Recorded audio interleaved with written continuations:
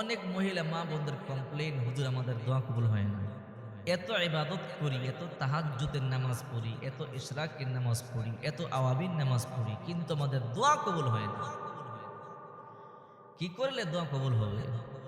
আমি মহিলা মা বোনদেরকে বলবো, মুসা আলাইহিস সালামের জমানায় একজন মহিলা মুসা আলাইহিস সালামকে এসে বলল, আল্লাহর হাবিব, আমি এত দোয়া করি, আমার দোয়া কবুল হয় না।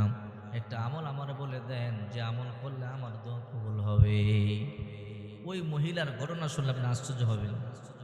ওই মহিলার সন্তান হয় না। ওই মহিলা চোখের পানিগুলো ছেড়ে এসে আল্লাহ দরবারে কান্না করে বলে, আল্লাহ তুমি একটা সন্তান আমাকে দান করো। কিন্তু মহিলার কোনো সন্তান হয় না, বন্দা মহিলা। ওই মহিলার স্বামী বলে, তোমার যদি সন্তান না হয় তোমাকে আমি তালাক দিয়ে দিব। ওই মহিলা মুসা আলাইহিস সালাম, মুসা কালিমুল্লাহ, আল্লাহর সাথে কথা বলেন। ওই মহিলা দৌড়াইয়া মুসা পয়গম্বরের বাড়িতে চলে গেল। ওগো আল্লাহর হাবিব, আমি আপনার একজন উম্মত, আপনি তো আল্লাহর সাথে কথা বলেন। বলে, হ্যাঁ আল্লাহর সাথে কথা বলি। ওগো কালিমুল্লাহ, আপনি যখন আজকে আল্লাহর সাথে কথা বলবার জন্য যাবেন, আল্লাহকে জিজ্ঞাসা করবেন আল্লাহ তাআলা কবে আমাকে সন্তান দিবে। চিন্তা করেন। ওই মহিলা বলো, ওগো আল্লাহর হাবিব, ওগো মুসা নবী, যখন আপনি আল্লাহর কাছে যাবেন, আল্লাহকে বলবেন, আল্লাহ আমার সন্তান কবে হবে, আল্লাহ তাআলা যেন আমাকে বলে দেয়। মুসা পয়গম্বর বললেন, তুমি টেনশন করবে না, চিন্তা করবে না, আমি যখন আল্লাহর কাছে যাব তোমার কথাটা অবশ্যই বলবো। মুসা নবী কথা বলবার জন্য তোর পার গেলেন, আল্লাহকে বললেন, আল্লাহ তোমার এক বান্দির মনের কথা তুমি ভালো করে জানো। তোমার বান্দির সন্তান হয় না, তার স্বামী বলে দিয়েছে সন্তান না হলে তাকে তালাক দিয়ে দিবে। ওগো আল্লাহ, তুমি তার সন্তান কবে দিবা আমারে বলে দাও। আল্লাহ বলে, মুসা রে, তুমি তারে বলে দিও তার সন্তান কোনোদিন হবে না, তার সন্তান হবে না।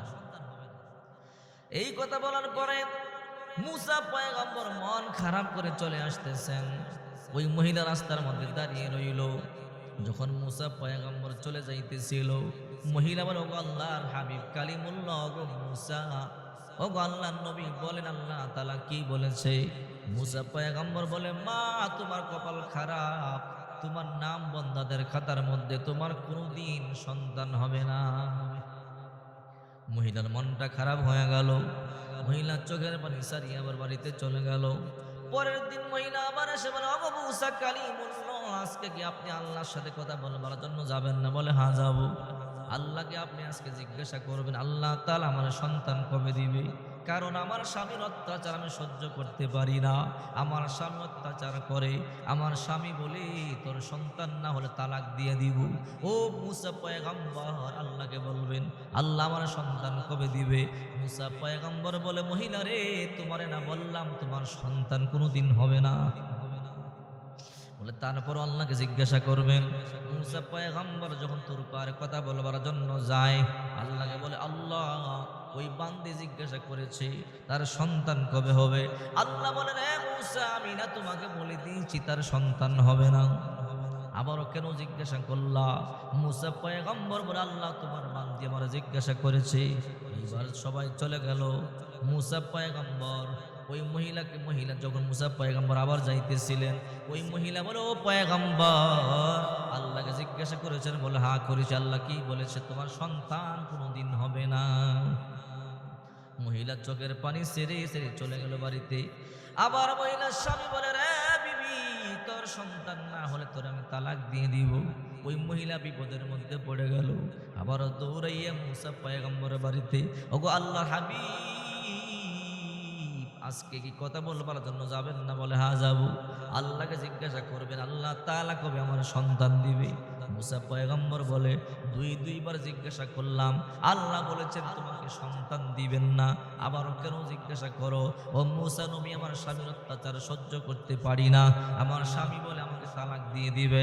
মুসা পয়গম্বর গো, আপনি আমার আল্লাহকে জিজ্ঞাসা করবেন আমাকে আল্লাহ সন্তান কবে দিবে।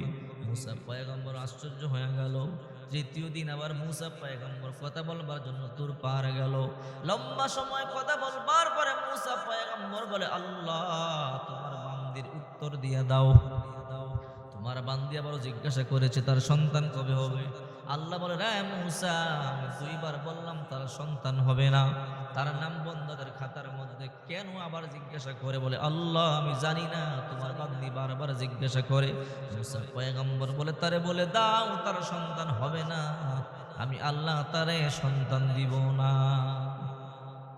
মুসা পয়গম্বর মন খারাপ করে চলে যাইতেছে।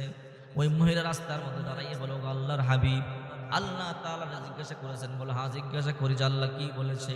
তোমার সন্তান হবে না, তোমাকে আল্লাহ সন্তান দিবে না। ওই মহিলা বাড়িতে চলে গেল, চোখের পানি ছেড়ে ছেড়ে কান্না করে সেজদায় পড়ে বলে আল্লাহ, যাদের সন্তান দরকার নাই তাদেরকেও তুমি সন্তান দিয়েছো। ও মালিক, যার একজন হইলে চলে তারে তুমি 10 জন দিয়েছো, যার একজন হইলে চলে তারে তুমি 5 জন দিয়েছো। আর আমার একটা সন্তান দরকার, তুমি আমার সন্তান দাও না। আমার হতভাগা বানাইয়ে তোমার কি লাভ? আমার সংসার ধ্বংস করিয়ে তোমার কি লাভ? ও আল্লাহ, একটা সন্তান তুমি আমারে দাও। ওই মহিলা যখন চোখের পানি ছেড়ে ছেড়ে কান্না শুরু করে দিয়েছি, আল্লাহ একটা সন্তান তুমি আমারে দাও। ওই মহিলাকে একটা নয় 2টা সন্তান আল্লাহ তাআলা দান করেছে। 2 সন্তানের মা বানাইছে। বহুদিন পরে একটা সন্তান বড় হয়ে গেল, আর একটা সন্তান দুধ পান করে। একটা সন্তানকে হাতের মধ্যে দৌড়ে দৌড়ে আরেকটা সন্তানকে কোলের মধ্যে নিয়া মুসা পয়গম্বর বাড়িতে আসলো। মুসা পয়গম্বর বলো মহিলা, তুমি কি ওই মহিলা না? 3বার জিজ্ঞাসা করলা, আল্লাহ বলেছে তোমাকে সন্তান দিবে না। বলে হ্যাঁ। এই সন্তানগুলো কার? মহিলা বলে মুসা নবী গো, এই সন্তানগুলো আমার। তো কি বলি, সন্তান তোমার? বলে হ্যাঁ। আল্লাহ তো বলেছে তোমাকে সন্তান দিবে না। বলে হ্যাঁ। যে আল্লাহ বলেছে সন্তান দিবে, ওই আল্লাহ সন্তান দিয়েছে। বলে কেমনি কি বুঝলাম না। মুসা পয়গম্বর বলে আল্লাহ তুমি না বলেছো তাদেরকে সন্তান দিবা না, কেন সন্তান দিয়া দিলা? আল্লাহ বলে রে মুসা, আমার সিদ্ধান্ত ছিল তাকে সন্তান দিব না, কিন্তু আমার বান্দি এমন ভাবে কান্না করেছে, নাসর বান্দি, আমার বান্দি যখন সেজদায় পড়ে কান্না করে বলে আল্লাহ আমার সংসারটা ভাঙ্গা তোমার কি লাভ হবে? আমার এই দুঃখ দিয়ে তোমার কি লাভ হবে? আল্লাহ যার সন্তান দরকার নাই তারও সন্তান দিছো, যার একজন হইলে চলে তারে 10 জন দিছো, আর আমার একটা সন্তান দরকার, তুমি আমার কেন দিবা না? আমার বান্দি যখন চোখের পানি ফেলে ফেলে কান্না করেছে, মুসা রে আমি সিদ্ধান্ত পরিবর্তন করতে বাধ্য হয়েছি। আমি আল্লাহ একটা নয় তারে 2টা সন্তানের মা বানায় দিছি।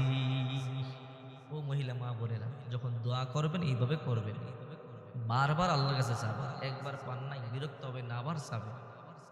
আবার পান নাই আবার চাবেন, আবার পান নাই আবার চাবেন। এমন মানুষ আছে 10 বছর ধরে দোয়া করে পায় না, তারপরে দোয়া করে।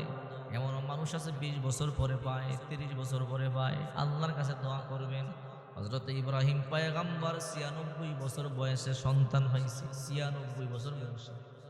এই জন্য মহিলাদেরকে বলবো বিরক্ত হবেন না, আল্লাহর কাছে চাইতেই থাকবেন। আল্লাহ তাআলা যখন দিবে তখন নিয়ে কুলাতে পারবেন।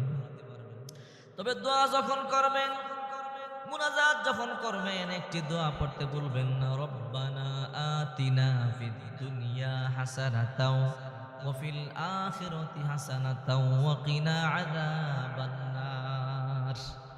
এই দোয়াটা পড়তে বলবেন যখনই মুনাজাত করবেন। মুনাজাতের মধ্যে এই দোয়াটা পড়বেন। এই দোয়াটা স্বয়ং আল্লাহ তাআলা নিজে আমাদের নবীকে শিখিয়েছে।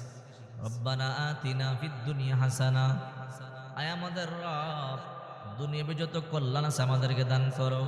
ফিল আখিরাতি হাসানা, আখিরাতে যত কল্যাণ আছে আমাদেরকে দান করো। ওয়া কিনা আযাবান নার, আপনার জাহান্নাম থেকে আমাদেরকে মুক্তি দান করো। যদি কোনো বান্দা বান্দে মুনাজাতের মধ্যে এই দোয়া পাঠ করি, আল্লাহ তাআলা নিজ জিম্মায় তার সব মনের আশাগুলো পূর্ণ করে দিবে।